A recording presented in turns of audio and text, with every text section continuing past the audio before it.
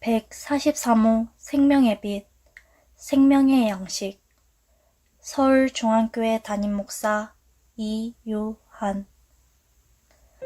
너희의 허물과 죄로 죽었던 너희를 살리셨도다.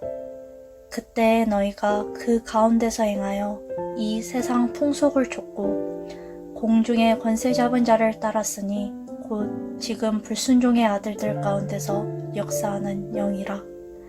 에베소서 2장 1절로 2절 말씀.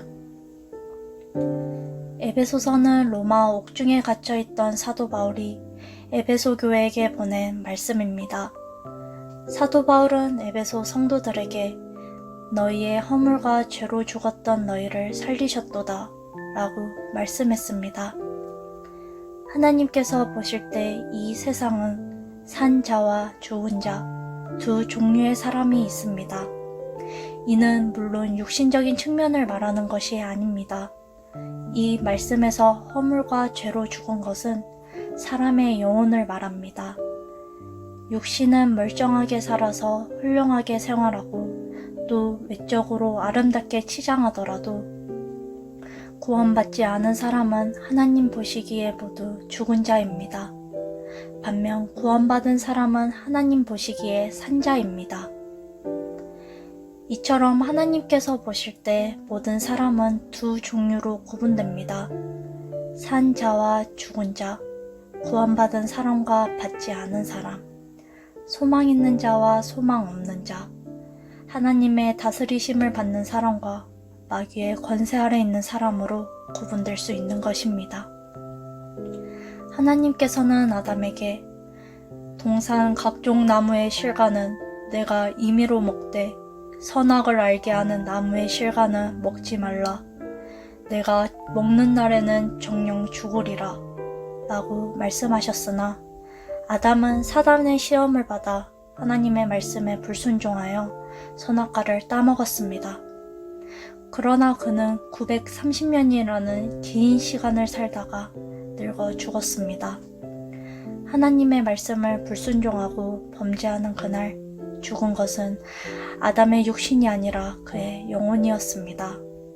아무리 사랑하는 자식이라도 자식이 죽으면 더 이상 사랑할 수 없습니다. 죽은 아이를 끌어안고 입을 맞춰봐야 아무런 소용이 없습니다. 마찬가지로 아담이 하나님의 말씀을 불순종하자마자 하나님과의 교통은 단절되었고 사랑의 관계가 끊어져 버렸습니다. 허물과 죄로 죽었다는 것은 하나님과의 교통이 끊어진 상태를 말합니다. 하나님께서는 사람을 자기 형상대로 창조하셨습니다. 하나님의 형상대로 지음받았다는 것은 영적인 존재로 창조되었다는 것, 그 이상의 의미를 담고 있습니다. 하나님의 형상대로 창조하셨다는 것은 하나님의 사랑의 짝으로 만드셨다는 의미이고 동시에 이는 영원한 하나님의 나라에 들어갈 상속자가 되게 하기 위하심이었습니다. 상속자는 부모의 모든 것을 받을 권리가 있는 사람입니다. 하나님께서 사람을 하나님의 형상대로 창조하신 것은 하나님의 모든 것, 곧 하나님의 사랑과 생명과 나라와 영광을 주시기 위함이었습니다. 에덴 동산의 모든 것을 다스리는 아담은 우주 만물을 창조하시고 다스리시는 하나님을 상징하는 존재였습니다. 사도 바울은 남자는 하나님의 형상과 영광이니 라고 설명했습니다. 반면 남자의 사랑의 짝으로 지음받은 여자는 하나님의 사랑의 짝으로 지음받은 사람을 가리킵니다. 즉, 남자와 여자의 관계는 하나님과 사람의 관계를 설명하고 있는 것입니다. 아담은 하나님의 사랑의 짝이 되어 하나님의 영광을 함께 누릴 목적으로 창조되었습니다. 그러나 에덴 동산에서의 아담은 미완성이었습니다. 아직 영생을 얻은 것도 아니었고 하나님의 자녀가 된 것도 아니었으며 하나님의 영광을 얻은 것도 아니었습니다. 그 영광에 들어가는 자격을 얻기 위해서는 시험을 통과해야만 했습니다. 영광은 거저 주어지는 것이 아닙니다. 오직 싸움에서 이긴 승리자만이 영광을 얻을 수 있습니다. 아담은 하나님처럼 되려다 쫓겨난 마귀의 시험을 이겨야만 하나님처럼 되는 영광을 얻을 수 있었습니다. 그러나 아담은 그 첫 번 시험에서 실패하고 범죄함으로 하나님과의 사랑의 관계가 끊어지고 하나님의 영광에 들어갈 자격을 상실하고 말았습니다. 사도 바울은 모든 사람이 죄를 범하였음에 하나님의 영광에 이르지 못하더니 라고 말씀했습니다. 그 후로 아담 안에서 태어난 모든 사람들은 영적으로 죽은 상태에서 태어나게 되었으며 영원한 영광을 상실한 채 흑암 가운데 살아가고 있습니다. 육신은 멀쩡하게 살아서 아름답게 치장하고 도덕적으로 착하게 살고 온갖 부귀영화를 누린다 할지라도 하나님 보시기에는 모두 죽은 자인 것입니다. 예수님께서 한 사람에게 나를 좇으라 하시니 그가 가로되 나로 먼저 가서 내 부친을 장사하게 허락하옵소서 라고 말했습니다. 그러자 예수님께서는 죽은 자들로 자기의 죽은 자들을 장사하게 하고 너는 가서 하나님의 나라를 전파하라 라고 하셨습니다. 죽은 자가 어떻게 죽은 자를 장사할 수 있겠습니까? 이 말씀에서 그의 아버지는 육신이 죽은 것이고 그 죽은 자를 장사할 사람들은 그 영이 죽어 있는 것입니다. 곧 죽은 자들끼리 장사하도록 내버려 두고 너는 산자임으로 주님을 따르라고 말씀하신 것입니다. 이처럼 주님은 죽은 자와 산자를 분명히 구별하셨습니다.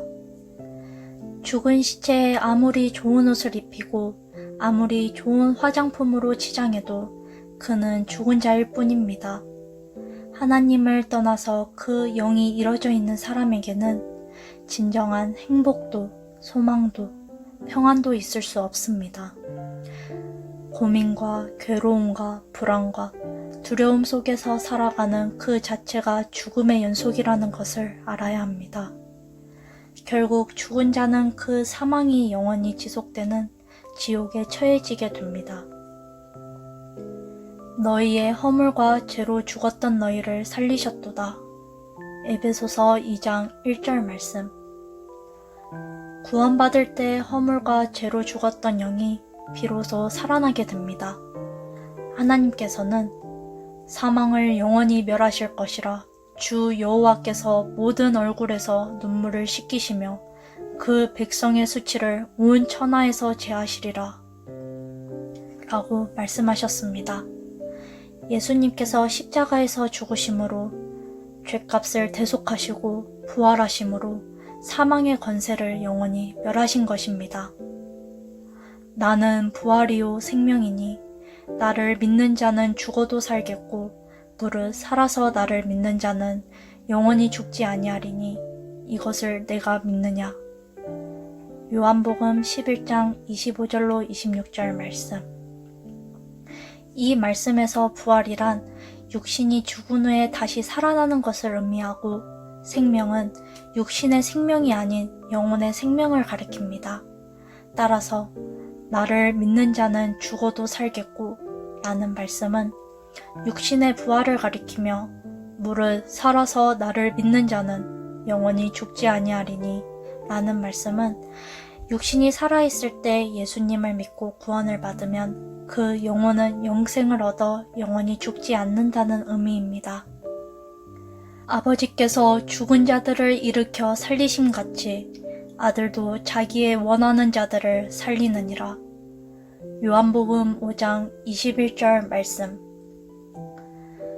예수님께서 이 세상에 오신 이유는 죽은 자를 살리시기 위함입니다. 사도 바울은 아담 안에서 모든 사람이 죽은 것 같이 그리스도 안에서 모든 사람이 삶을 얻으리라 라고 말씀했습니다. 아담 안에서 모든 사람이 죽었는데 예수님 안에서 모두 살아나는 것입니다. 진실로 진실로 너희에게 이르노니 죽은 자들이 하나님의 아들의 음성을 들을 때가 오나니 곧 이때라. 듣는 자는 살아나리라. 요한복음 5장 25절 말씀. 구원받은 그리스도인은 죄와 허물로 죽었던 영혼이 그리스도의 말씀을 듣고 다시 살아난 사람입니다. 믿음은 들음에서 나므로 그리스도의 말씀을 듣고 참으로 하나님의 은혜를 깨달으면 그 영혼이 살아납니다. 우리 모두는 전선이 연결되지 않아 빛을 내지 못하는 원래의 목적을 상실한 전구와 같았습니다. 그러나 전선을 연결하면 전구의 불이 환하게 들어오듯이 구원을 받을 때 하나님의 생명과 연결이 되어 우리는 살아났습니다. 나사로가 자신을 부르는 예수님의 음성을 듣고 살아났듯이 우리의 영혼도 주님의 말씀을 들을 때 살아났습니다. 구원받은 사람은 하나님 앞에서 영적으로 산 자이고 구원받지 못한 사람은 죽은 자입니다. 허물과 죄로 죽었던 우리가 산 자가 되었다는 것이 얼마나 놀라운 일입니까? 그리스도인은 산 자와 죽은 자의 생활에 대해 배워야 하고 산 자는 마땅히 산 자답게 살아야 할 것입니다.